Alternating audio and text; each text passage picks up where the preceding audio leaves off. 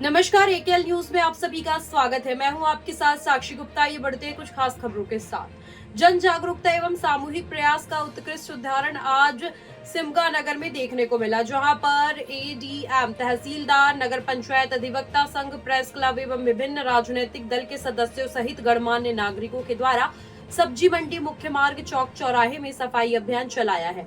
इस सामूहिक प्रयास का उद्देश्य न केवल नगर को स्वच्छ बनाना है, बल्कि सभी निवासियों को स्वच्छता के प्रति जागरूक करना भी है और उन्हें स्वच्छता की प्रक्रिया में भागीदार बनाना भी है।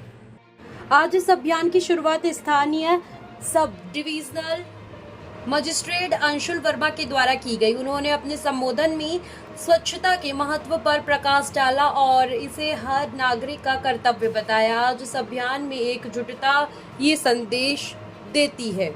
स्वच्छता एक ऐसा मुद्दा है जिस पर सभी को एक साथ आकर काम करना चाहिए।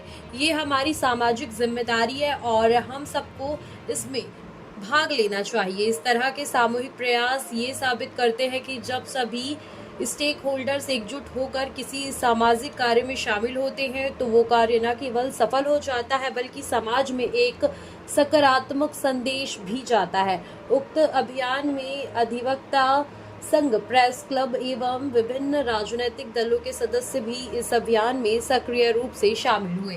गौरतलब है कि ये अभियान निश्चित ही नगर वासियों को जागरूक करने और स्वच्छता हेतु प्रेरित करने में मददगार साबित होता है।